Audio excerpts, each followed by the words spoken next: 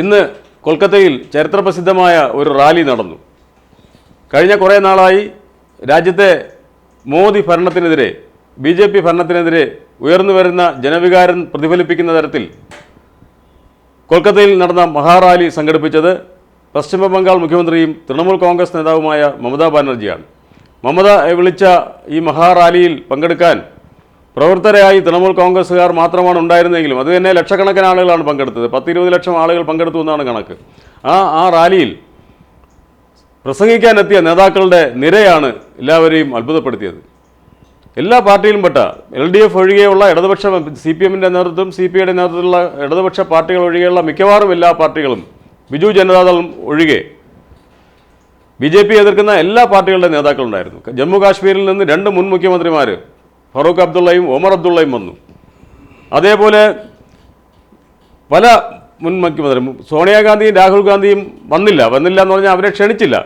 കാരണം സ്വാഭാവികമായിട്ടും അവിടുത്തെ കോൺഗ്രസും തൃണമൂൽ കോൺഗ്രസുമായിട്ടുള്ള ബന്ധത്തിൻ്റെ അടിസ്ഥാനത്തിൽ നോക്കുമ്പോഴത്തേക്ക് അത് സാധ്യമല്ല. മാത്രമല്ല സഖ്യം ഉണ്ടായിട്ടുമില്ല. ഒരു സഖ്യം ഉണ്ടാവാത്ത സാഹചര്യത്തിൽ അവർ വന്നില്ല. പക്ഷേ കോൺഗ്രസിൻ്റെ ലോക്സഭയിലെ പ്രതിപക്ഷ നേതാവ് മല്ലികാർജ്ജുൻ ഖാർഗെയും കോൺഗ്രസിൻ്റെ വക്താവ് മനു അഭിഷേക് സിംഗ്വിയും പങ്കെടുത്തു എന്നുള്ളതാണ് അതിൽ ഏറ്റവും പ്രധാനപ്പെട്ട കാര്യം. മാത്രമല്ല ഇവരെല്ലാം അതിനേക്കാൾ പ്രധാനം കഴിഞ്ഞ ഗവൺമെൻറ് കാലത്ത്, വാജ്പേയി ഗവൺമെൻറ്റിൻ്റെ കാലത്ത് BJPയുടെ ധനകാര്യമന്ത്രിയായിരുന്ന യശ്വന്ത് സിൻഹ ഈ റാലിയിൽ പങ്കെടുത്തു. വളരെ ചില മുന്നറിയിപ്പുകൾ നൽകി. മുന്നറിയിപ്പ് മാത്രമല്ല, ചില സത്യങ്ങൾ അദ്ദേഹം തുറന്നു പറഞ്ഞു. അദ്ദേഹം പറഞ്ഞത് കള്ളക്കണക്കുകൾ, ഊതിയുറപ്പിച്ച കള്ളക്കണക്കുകൾ വെച്ച് വികസനം കൃത്രിമമായി ഉയർത്തിക്കാട്ടിയ ലോകത്തെ ആദ്യത്തെ ഗവൺമെൻറ് മോദി ഗവൺമെൻറ് ആയിരിക്കും, അല്ലെങ്കിൽ അങ്ങനെ ഒരു ഗവൺമെൻറ് ഇന്ത്യയിൽ ഇതുവരെ ഉണ്ടായിട്ടില്ല എന്നാണ് യശ്വന്ത് സിൻഹ പറഞ്ഞത്. യശ്വന്ത് സിൻഹ BJPയുടെ ധനകാര്യമന്ത്രിയായിരുന്നു കേന്ദ്രത്തിൽ. അദ്ദേഹം ആ യാഥാർത്ഥ്യം പറഞ്ഞു. എന്താണ് മോദി സർക്കാർ കഴിഞ്ഞ കുറേ നാളായി ചെയ്തുകൊണ്ടിരിക്കുന്നത്? ഊതിയുറപ്പിച്ച കണക്കുകളാണ്, കള്ളക്കണക്കുകളാണ്. വികസനമെന്ന് പറഞ്ഞ് പല ഗിമ്മിക്കുകളെ കാണിച്ചത്. നമുക്കറിയാം, നേരത്തെ പല ഗിമ്മിക്കുകളും ഈ അദ്ദേഹം കൊണ്ടുവന്ന പല ഗിമ്മിക്കുകളും പൊളിഞ്ഞിട്ടുണ്ട്.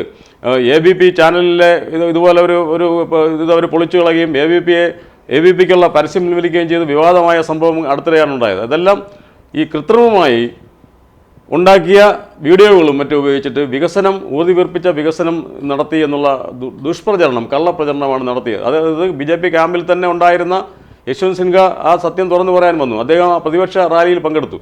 അതേപോലെ CPMൻ്റെ നേതാക്കൾ, സ്വാഭാവികമായിട്ടും CPMൻ്റെ നേതാക്കൾക്ക് അവിടെ കൽക്കത്തയിലെ അല്ലെങ്കിൽ ബംഗാളിലെ സാഹചര്യത്തിൽ തൃണമൂൽ കോൺഗ്രസ്സിന് അവർ പങ്കെടുക്കുന്ന റാലിയിൽ സ്വാഭാവികമായും CPMന് പങ്കെടുക്കാൻ കഴിയില്ല. CPM നേതാക്കൾക്ക് പങ്കെടുക്കാൻ കഴിയില്ല എന്നുള്ളത് യാഥാർത്ഥ്യമാണ്. കാരണം അവിടെ CPM ഭരണത്തെ തൂത്തെറിഞ്ഞുകൊണ്ടാണ് തൃണമൂൽ കോൺഗ്രസ് ഭരണം പിടിച്ചെടുത്തത്.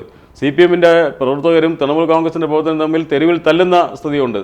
അടുത്ത കാലം വരെയും ഈ ഇരു പാർട്ടികളുടെയും പ്രവർത്തകർ തമ്മിലുള്ള തല്ല് മാത്രമല്ല, ഏറ്റവും കൂടുതൽ തല്ല് കൊള്ളുന്നത് CPMകാരുമാണ് അവിടെ. ആ രീതിയിൽ മുമ്പ് CPMൽ ഉണ്ടായിരുന്ന ഒരു വിഭാഗം ആളുകൾ തന്നെ തൃണമൂൽ കോൺഗ്രസിൽ ചേർന്നിട്ട് CPMനെ തല്ലുന്ന ഒരവസ്ഥയുണ്ട്. ആ നിലയ്ക്ക് സ്വാഭാവികമായിട്ടും ഈ റാലിയിൽ പങ്കെടുക്കാൻ കഴിയില്ല. എങ്കിലും കൊൽക്കത്തയിൽ നിന്ന് നടന്ന റാലി രാജ്യത്തോട് പറയുന്ന ചില കാര്യങ്ങളുണ്ട്.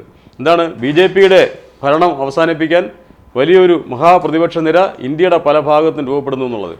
അതിന് തുറന്ന മനസ്സോടെ നേതാക്കൾ എത്തുന്നു എന്നുള്ളതും വലിയൊരു ഇതാണ്. തുറന്ന മനസ്സോടെ നേതാക്കൾ എത്തുന്നു. ഒരുപാട് നേതാക്കൾ തുറന്ന മനസ്സോടുകൂടി അവിടെ എത്തുകയും അതിൽ പങ്കെടുക്കുകയും ചെയ്തിരുന്നു.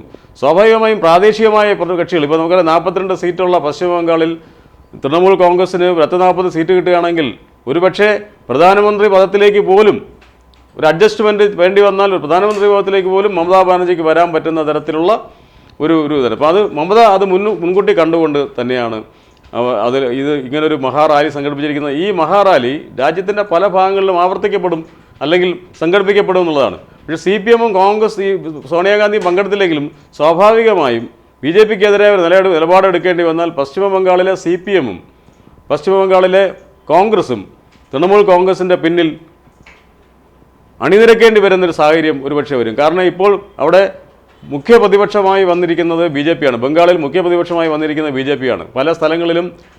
ചില സ്ഥലങ്ങളിൽ കോൺഗ്രസും കഴിഞ്ഞ് 4ാം സ്ഥാനത്തേക്ക് CPMൻ്റെ പോയിട്ടുണ്ട്. ചില തെരഞ്ഞെടുപ്പുകളിൽ, പഞ്ചായത്ത് തെരഞ്ഞെടുപ്പിൽ പല സ്ഥലങ്ങളിലും CPM 4ാം സ്ഥാനത്തേക്ക് അവിടെ പിന്തള്ളപ്പെട്ടു പോയി. സ്വാഭാവികമായിട്ടും അങ്ങനെ ഒരു സിറ്റുവേഷൻ വരുമ്പോഴത്തേക്ക് BJP ഉയർന്നു വരാതിരിക്കാൻ വേണ്ടി തൃണമൂൽ കോൺഗ്രസിനെ സപ്പോർട്ട് ചെയ്യേണ്ട ഒരവസ്ഥ സ്വാഭാവികമായും കോൺഗ്രസിനും CPMനും CPIക്കും ഒക്കെ ബംഗാളിലുണ്ടാവും.